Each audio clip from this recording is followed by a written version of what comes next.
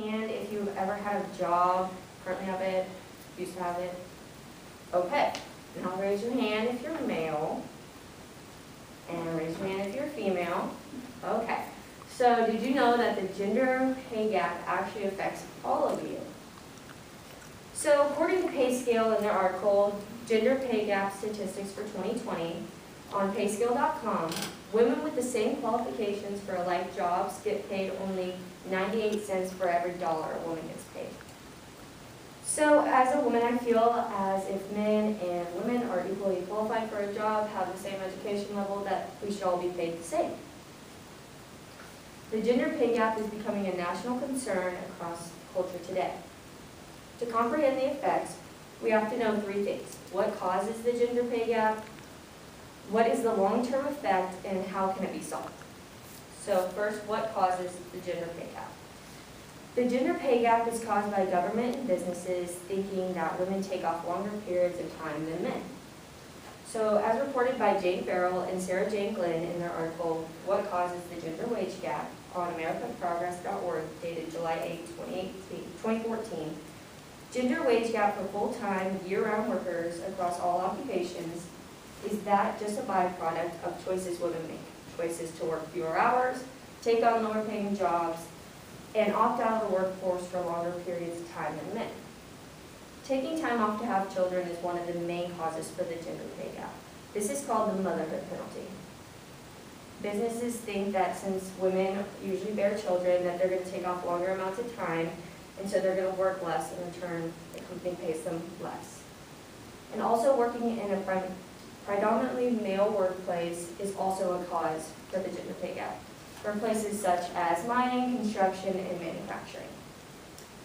So right here, I don't know if you can really see it, but this is kind of the breakdown of the gender wage gap.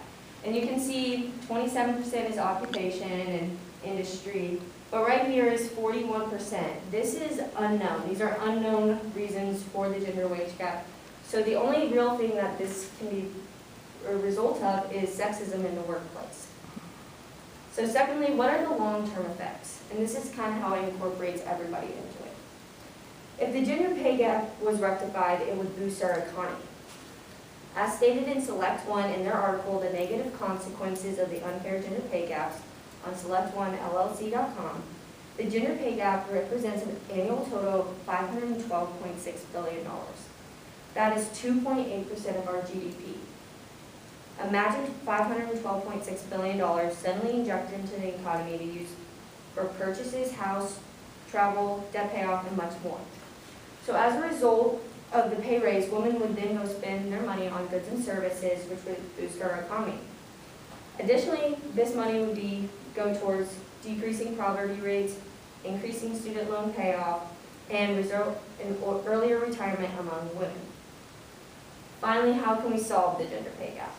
Taking steps to close the gap will not be easy, but many steps have already been taken by legislation, and they have started taking those steps to do so. So according to Tamara Lytle, in her report, Closing the Gender Pay Gap, on srhmr.org, dated August 16, 2019, in the beginning of 2019, the House of Representatives passed a bill, the Paycheck Fairness Act.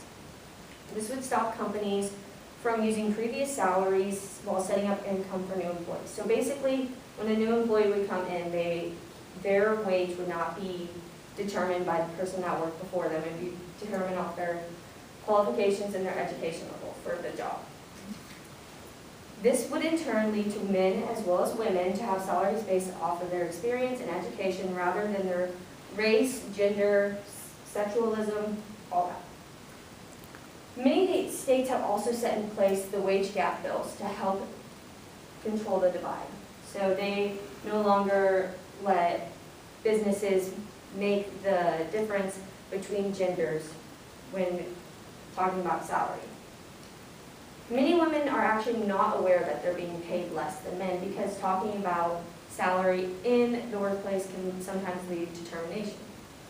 As indicated by Richard Eisenberg in his article, Closing the Gender Pay Gap, What Women Employers in the Government Can Do, in Forbes magazine, dated April 10, 2019, employees could be punished for discussing wages with other coworkers.